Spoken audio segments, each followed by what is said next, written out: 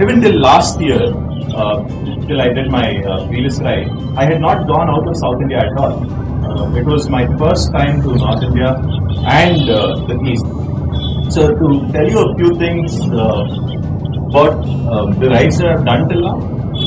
In 2016, I started documenting my rides and putting up pictures on Instagram because I felt that it's very important, and Instagram is a very good platform for people like me to connect with other travelers and to sort of get to know the whole travel community per se.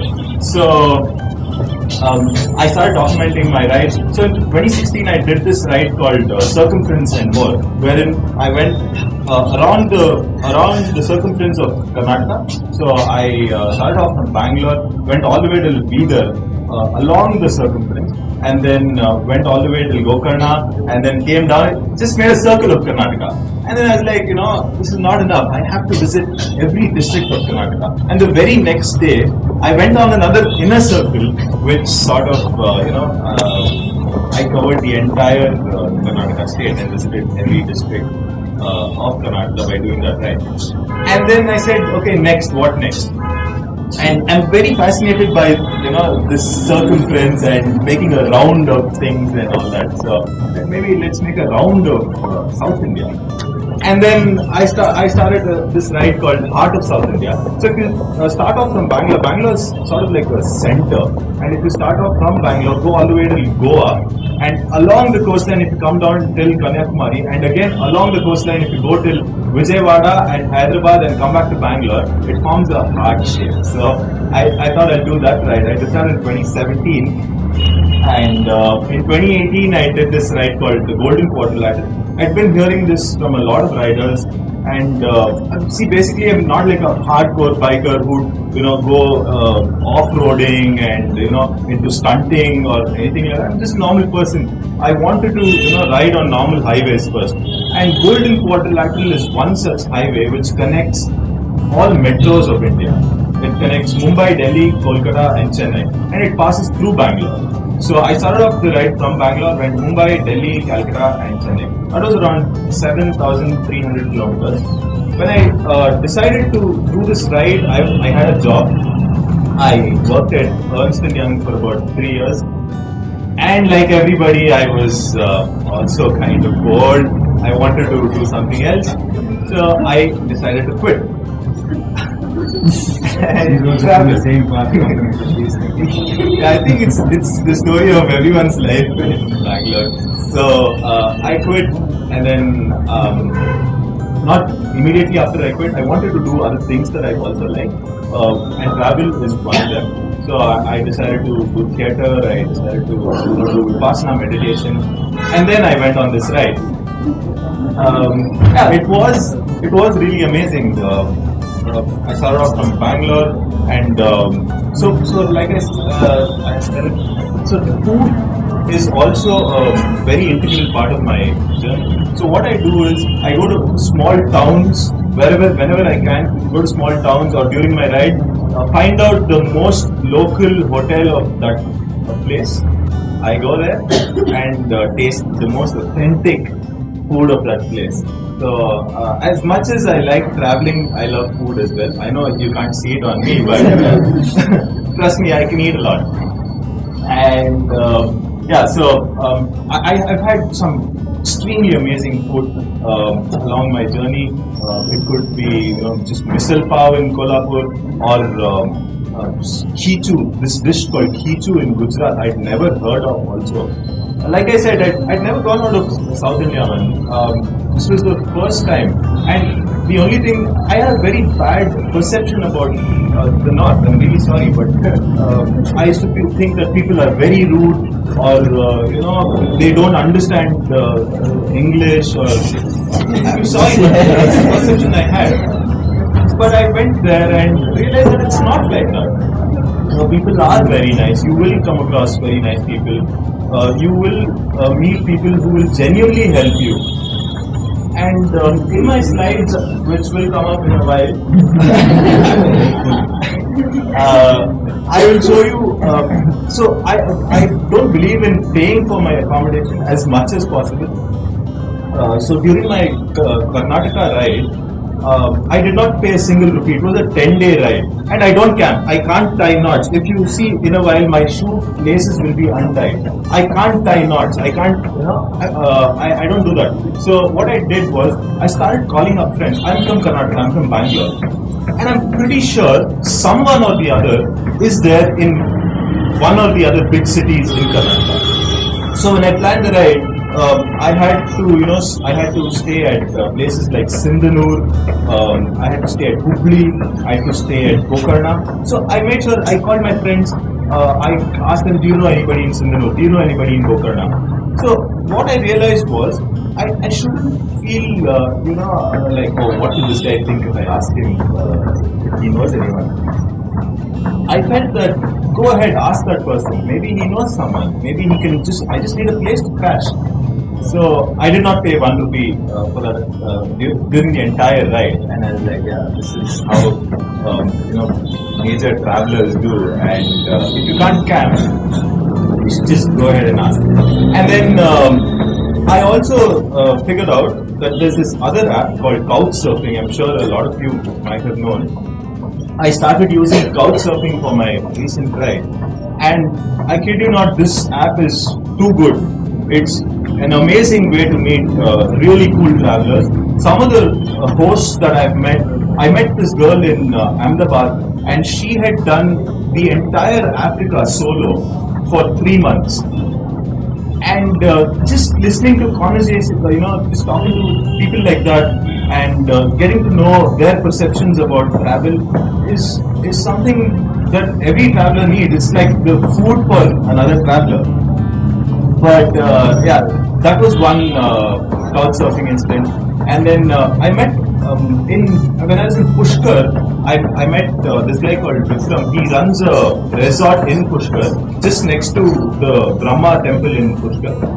So I just requested him to stay for one night at his place. I didn't know that he runs a resort, and he gave me an entire villa or a cottage for me. And I was like, oh, I was just hoping for you to give me a bed, but he gave me an entire cottage. So never feel ashamed to ask for help during travel is what I feel.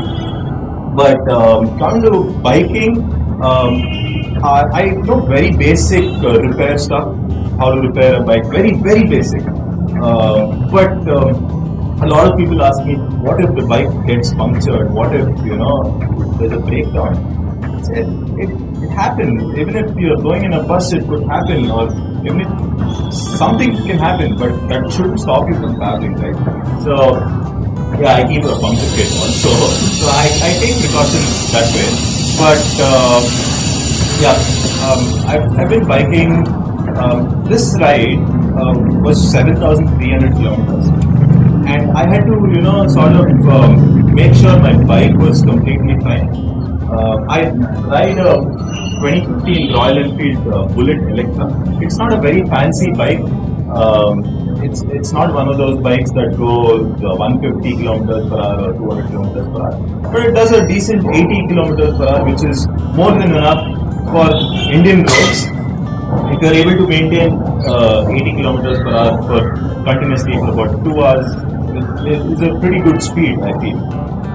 And like I said, it's a bullet, so vibrations are too much on a bullet. You can't, handle vibrations, and you'll always get into back pain.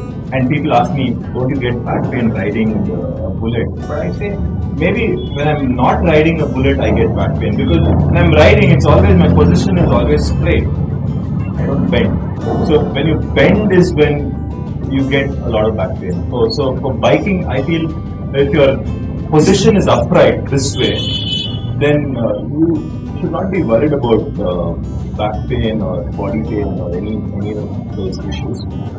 To tell you a few interesting stories or unplanned stories, what happened when I was so bikers are always very friendly to other bikers.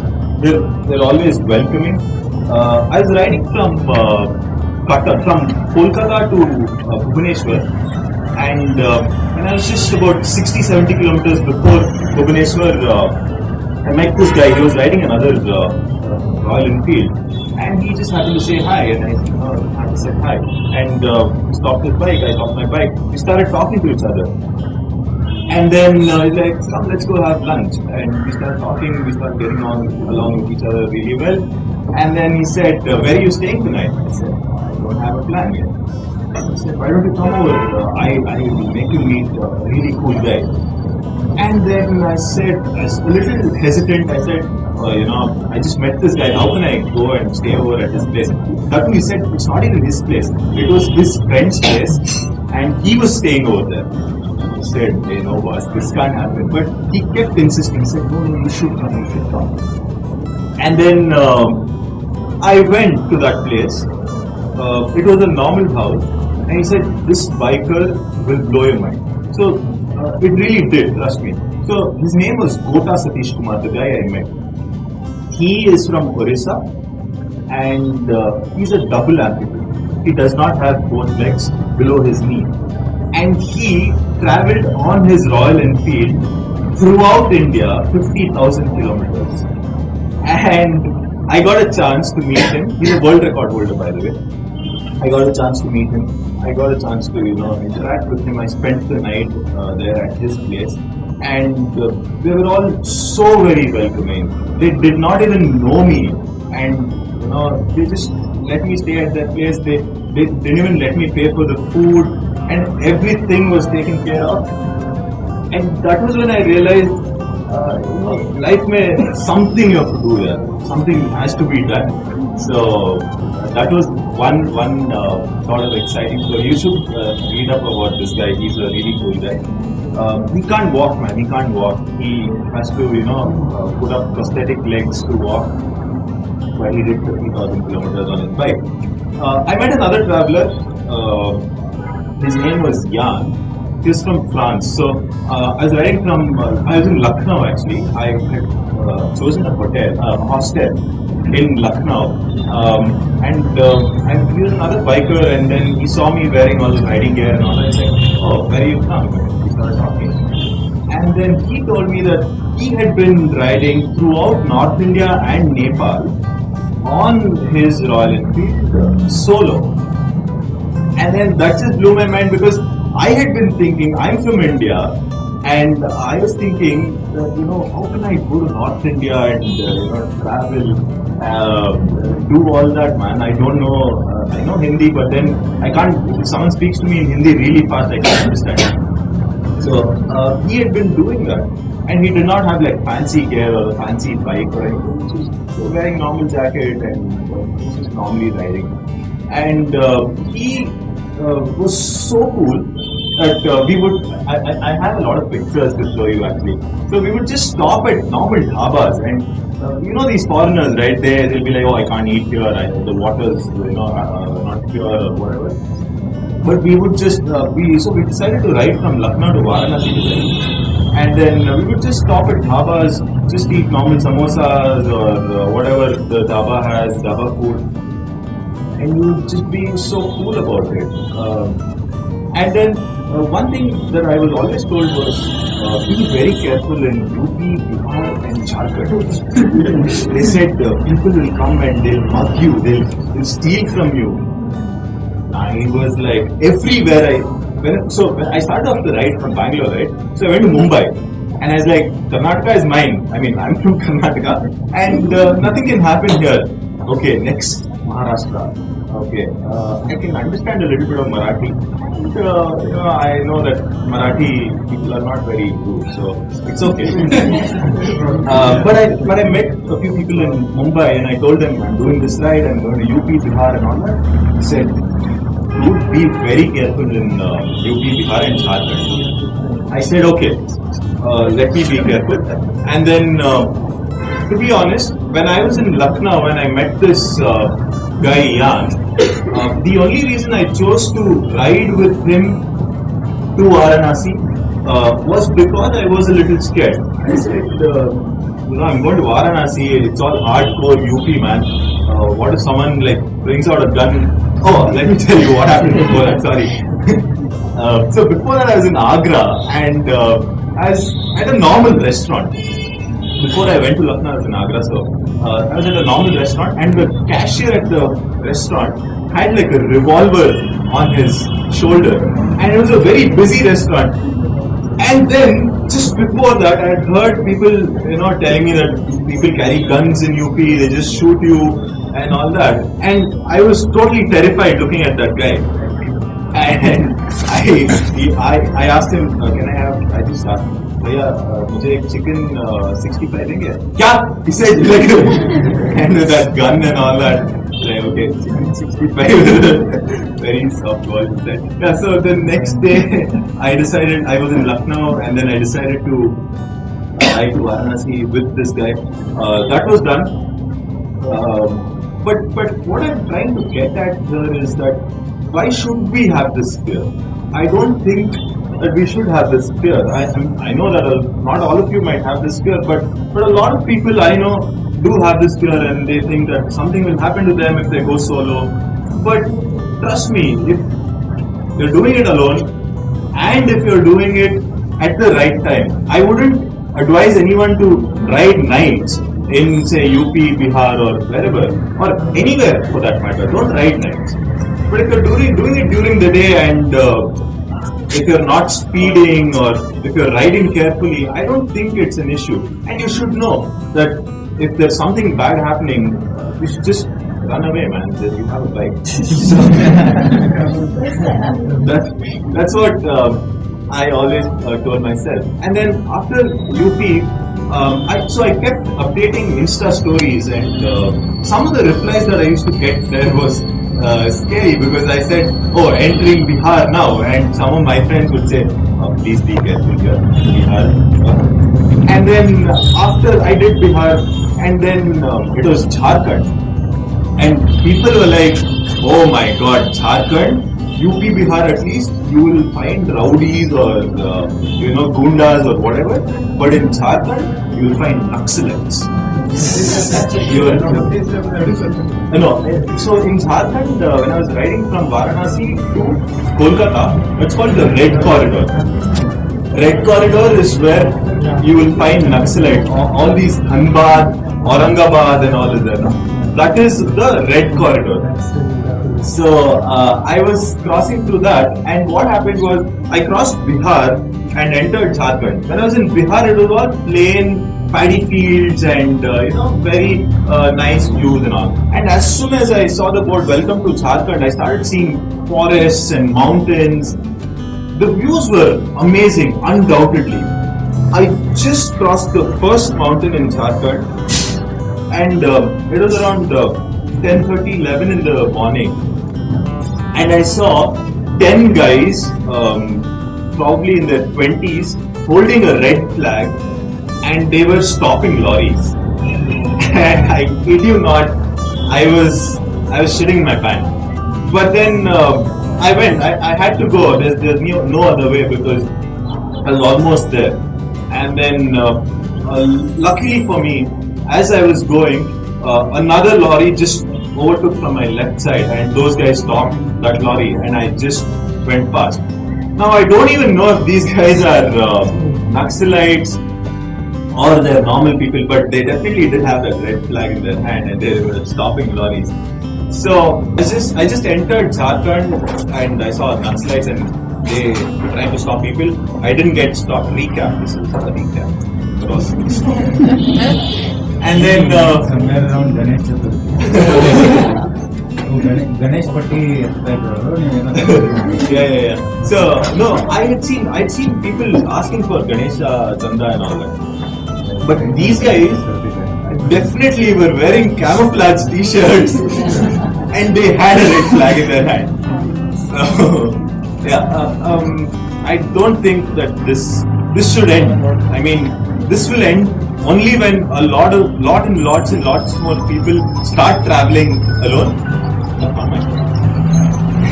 So, people should start traveling alone. Nothing much can happen, I feel, as long as you do it responsibly. I don't think nothing bad will happen to you. But the only way the fear can go is by us traveling, is what I can say. And we finally have and this is my Instagram handle, advertisement alert. This is my Instagram handle, called Fuel Rides. There's a story behind that as well. I had a best friend, and we both were into biking. He was called Petrol and I was called Diesel because he was short and I was tall. And so I decided to name my Instagram handle Fuel Ride. I'm into long distance motorbiking. This is my bike. It's a Royal Enfield Bullet Electra. It's model 2015.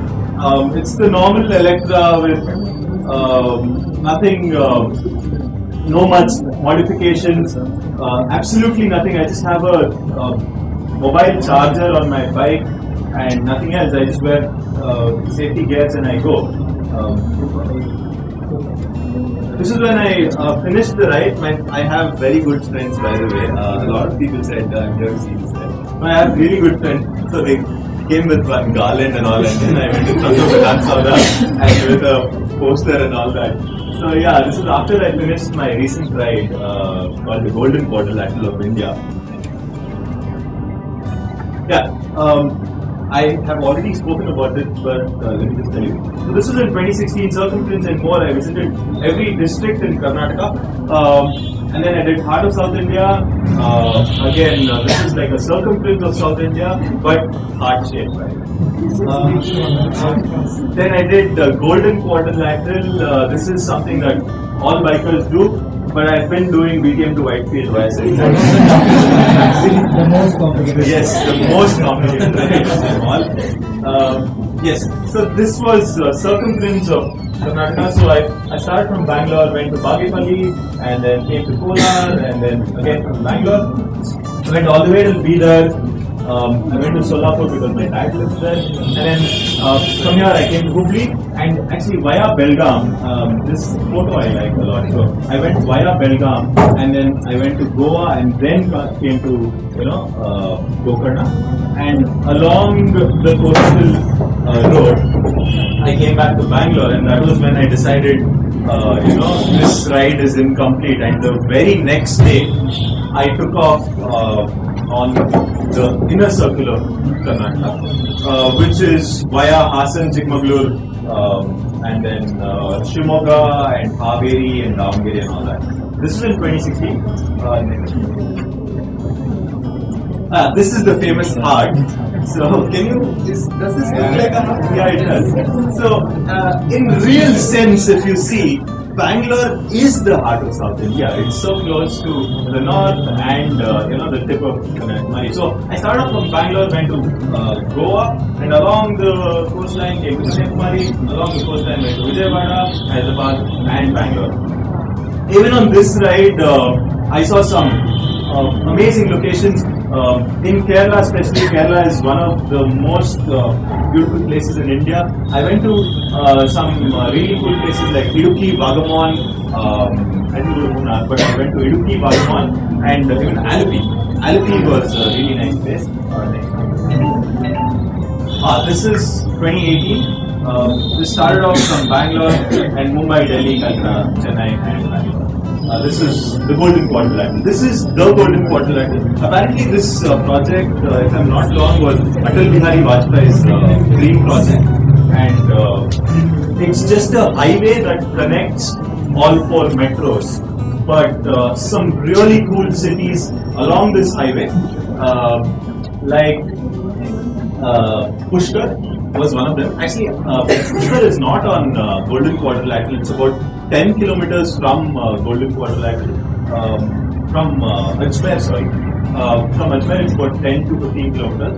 But I had to go to Pushkar. Pushkar is one such town that I love. And Banaras, I have to tell you about Banaras. I have more stories to tell you about Banaras. Banaras is one of them. I like Vizag on the way. I also like Gaya. I'm into Vipassana and all that. So Gaya is the place. Bodh Gaya is the place where Buddha got enlightened. So I went there. Bodh Gaya is a really cool place. Yeah, I met some really cool people. MD Javed, Yan, and Tejaswi Chittar. This guy I met when I was traveling from Vapi to Ahmedabad. He just has a cycle, and he's been traveling all across India, 29 states. Like that, man. He's just wearing a formal shirt, formal pant on an Atlas cycle. It's an old cycle with no gear, nothing. He's just doing this, and I just stopped and yeah, he has a motive behind it. Beti Bachao and Beti Padhao was something that he was spreading. I met him, but it was really cool to meet him, and that smile looks fake, but I was genuinely happy for him. I also met this guy. This guy was young, and I rode with him from Lucknow to Varanasi, and he's so cool, man. He's been riding for 6 months all along North India on his bike. Next time. That's it. Yeah, that's his bike. We both had a similar bike, so started riding. Yeah, so this is the guy I met. I was talking to you about the guy I met near Kata. This guy I met him on the highway. We just started talking, and he took me to another guy. And this is Gota Satish Kumar. This guy looks like a normal guy, but if you go to the next slide, you will know that he does not have both legs. And yeah, like this says, he did 50,000 kilometers in 165 days out of 29 states. On that bike, I was really amazed. So meeting Gota Satish Kumar, I stayed with him the whole day. I was there the whole day and night next day. Yeah, food. So a lot of people message me on Instagram and they'll be like, "Oh, you're a biker, but you know what? I like the food pictures that you put up." I get that all the time, and I'm like, "Okay, I am into biking. You might want to like some biking pictures that I put." So food is very, very important to me during my rides, and like I said, I go to the most local and most authentic hotels of that place to sort of get a flavor of that town or city. I travel for food. It's a very fancy thing to say, but I really do, because it's not very easy to have a heavy stomach and travel, or eat a lot of things and travel. But I can do that. Yeah, this is in Mumbai. I have to tell you something about this guy. Yeah, so this is in Banaras, and this pani puri that I was eating.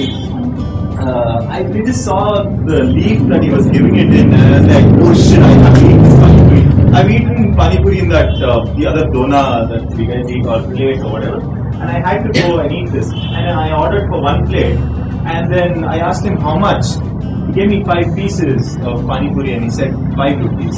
This plate, this leaf of pani puri was 5 rupees, and he gives it to you in this leaf. That was really cool. And he puts pani also in that. After you're done, he puts extra pani in that and you can drink from that. So that is cool. This is Bedhai in Agra. This is just outside the Taj Mahal. Bedhai is sort of like kachori. It's like a mix of puri and kachori. And they give you like a gravy with that to go with that. Next slide. This is in Banaras. This is a lot of Indian snacks. Indian snacks is equal to Indian stomachs, not to me, thankfully. Yeah, some really nice stuff. Samosas. I'm just showing you these pictures to tell you how local the food can get. This was in Pushkar.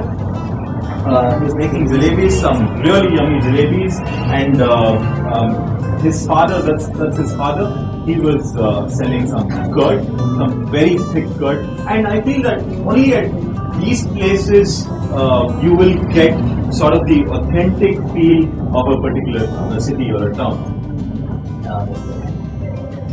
This is the bere that I bought from. This is exactly outside the Taj Look at those eyes.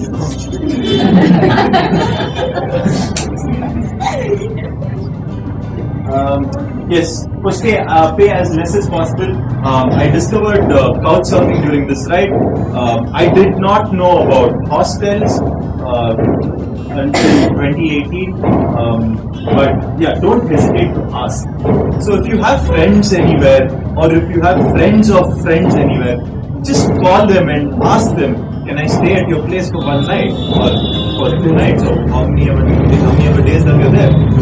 And I feel that 8 out of 10 times nobody will say no to you because you're riding a bike or you're traveling and you're from another city. So nobody will say no to you. It's always worked for me. I've stayed at a friend of cousins, friend's place. So, it always works. So I use couchsurfing. I met some really cool people through couchsurfing. This was in Udaipur. I met this guy. This was my couchsurfing host, and he had called me. I had been messaging him all this while before I went to Udaipur. And when I entered Udaipur, he called me and he was like, kidhar hai? And in that very rude Hindi tone. And then I was like, okay, main aa raha hu. And then he sent me his live location and all that. And he called me to one of these typical chai wala adda, where people just sit and smoke and drink tea. And this guy, heavily bearded, and he kept smiling continuously for no reason, I don't know. And then he said, I told him I'm very hungry, I want to go eat. And he gave me a place, he suggested some place for me to eat dal bati churma. I went and ate, but then I kept thinking, should I go to this place? Because it looked very scary actually. And after that, what happened was, I went and ate. I didn't go to his place first, but I went and ate dal bati churma, and then he sent me his house's address. And then I went to his house, and these guys at the back, and there were more people. They're all smiling here, okay? But when I entered, there were like some 6-7 guys in his house. No, those girls are not there. And this guy with him. And then they all look like gundas to me. And they're all full on MCBC galis were going on, and I was not used to it. So, and then I immediately sent messages to all my friends. I told them I'm at this place. I sent them the location. Tomorrow morning, if I don't give you a call, please call Udaipur police and tell them that I'm in this location. And to tell you, to be honest, I had judged them completely wrong. Those guys turned out to be the sweetest people that I had met, and I decided to not judge anybody by their looks after that. We cooked together, we drank together, we had so much fun, we laughed, and those guys usually host a lot of people through couchsurfing, and he travels a lot too. He's like a proper hippie traveler. Even this guy, I met this guy in Wow. This is at a place called Gurdwara. It's one of the first towns where Iranian people came to India. Parsi people came to India to Gurdwara first. This is there. This guy also I met in Odisha. He's a college student. Even he was a couchsurfer host. This is the guy I was telling you about in Pushkar. He gave me like a cottage. That's one of those cottages at the back. He gave me like a cottage in Pushkar, which was just next to Brahma Temple. It's so close to all the amazing lanes of Pushkar. It's very nice. This is the cottage, and I had to pay nothing. Couchsurfing is like that. You don't have to pay anything. This is in Delhi. It's a really one of my favorite pictures. I'd always been wondering how Delhi is, and I've watched a lot of movies about Delhi. And up until this, I had never been up to the north.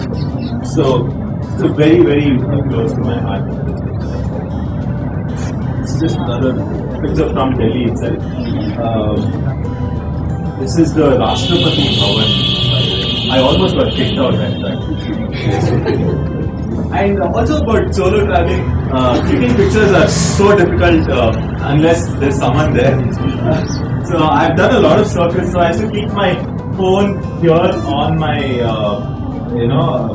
where the speedometer is, and I usually have a tank pack here. So in between the speedometer and the tank pack, and then I have only a 5-second timer on my phone. I would just put it and run immediately and stand this way. So, that's what I used to do. Or selfies like this. This is Taj Mahal. I know you've heard a lot of things about the Taj Mahal, but I was completely in tears when I went there. It's an amazing place. No matter what people tell you, it's really beautiful. At least for the first time, it's very beautiful. This was Howrah in Kolkata. So it's 6 o'clock in the morning and you can already see traffic. That's Kolkata for you.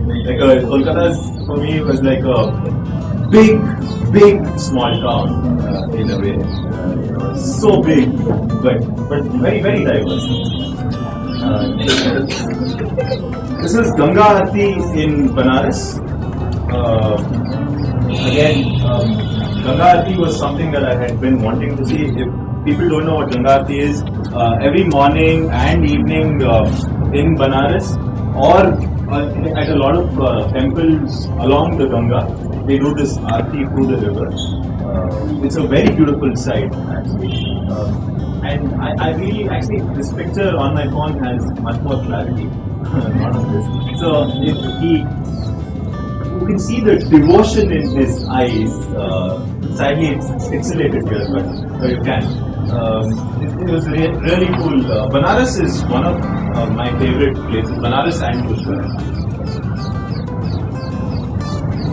This was in Jharkhand. I was telling you about this, right? So after I saw the Naxalites in Jharkhand, I told myself I'm not stopping in Jharkhand. No matter what, I'm not stopping in Jharkhand. But the views were really beautiful. There were green mountains, paddy fields, and forests and everything. But I just did not have the courage to stop. But then I had to stop here because it was really beautiful, and I clicked this picture. This was with some random kids near Chilka Lake in Orissa actually. And one other reason this is not just for selfie that I took this picture, but I've done this a lot of times. I also talk to these kids and get to know what their thoughts are, just to get to know them, because my mind up until say 2017 or even till last year was very enclosed to just Karnataka or South India, or even the kind of movies I watched or the kind of shows I watched were limited to say South India or Karnataka. So this ride helped me get to know a lot about North Indian culture, East Indian culture, and in fact Orissa, to be honest, I loved Orissa because I did not know that Orissa was so beautiful. Maybe Chilka Lake or even Puri temple or Bhubaneswar also. And I always thought that people in Orissa can speak Hindi, but they can't. They have their own language called Odia, and it's really different, because when we think of India, we think of Delhi, Chennai, Mumbai, and Kolkata. But there are a lot of such states that we don't think about at all. Oh yeah. I think I spoke too much about my fears. One more slide, bear with me please. Riding solo to UP, Bihar and Jharkhand, especially the Red Corridor. Is it okay to ride solo in India? I think it's completely fine to ride solo in India as long as you're doing it during the day. You know where you're going, or you're not doing anything stupid like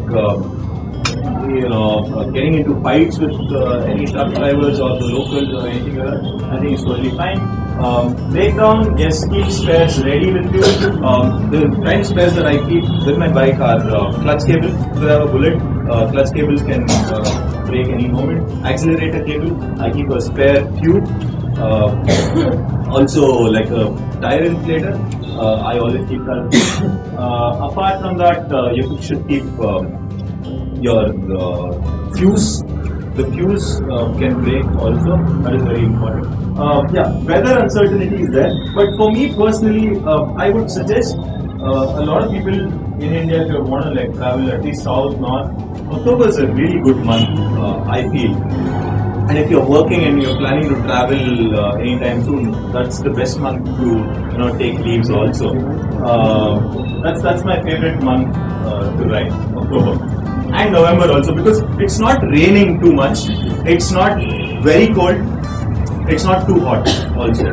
Although Gujarat and Rajasthan was kind of hot, but then I've heard that it's hotter in the summer. So October I feel is the best month to ride. Yes, fixed plan. I want to do Bangalore, Leh, Bangalore. A lot of people ride to Leh, Ladakh, Khatungla in the world highest motorable roads and all that. But they take it to Delhi and then ride from there. Or somebody who's trying to set a record will ride from K to K. But I want to ride from Bangalore to Leh and wapas Leh to Bangalore. And I want to do this with a job. I'm actually getting back to my work. So within 18 days I want to do this, and I'm not a very speed biker or anything. I just ride at 70 to 80 kilometers per hour, but it is still possible. 2020 I want to do this ride called Bangalore and the Seven Sisters, the most beautiful part of India is what I've heard, Northeast. I want to include the brother Sikkim as well in that. Hopefully 2021 Bangalore meets the Southeast. I want to ride from Bangalore via Myanmar, Thailand, Malaysia, Singapore, and then to Indonesia. Hopefully, I will cover Cambodia and Vietnam as well during that ride. So this is what I've planned. I try to live a very normal kind of life, or I don't have any plans of buying a car or anything. This is the plan that I have made for now, because I don't know. I'm very clear with what I want to do in life, but I'm definitely sure that I will do this, and these are my future plans. That's it. Finally, do what you can't. When I did my Karnataka ride, I told my friends that I want to do the Karnataka ride. They just laughed and they said, no, this possibly can't happen. And they're like, no man, how can you possibly ride for... I know people do it to set records, but I'm a normal person to them. And people ride from say Bangalore to Coorg or Bangalore to Bangalore or wherever, or to Ooty or places like that. How can you visit every district in Karnataka? I said, no, I'll do it. And I just took off one day. So if people laugh at you, that's your first success is what I feel. So do what you can't and follow me on Instagram. It's cool rides. You might want to do that right away. Alright, that's it guys, and keep traveling, have fun. Thank you.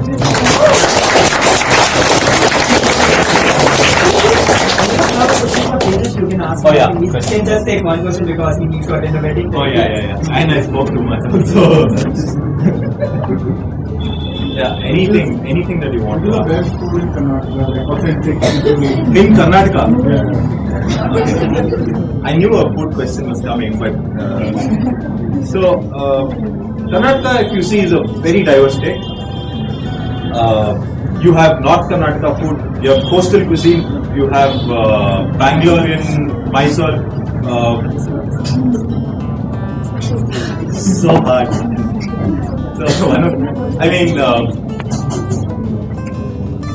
In my opinion, I can tell you, I feel that North Karnataka food is North Karnataka food is what I really like, because it's very spicy. I like spicy food. So anything else? what was the duration of your ride? 26 days recently, 26 days and 7,300 kilometers. Yes. After leaving your job, did you look for another job or you had to savings? No. I had savings luckily.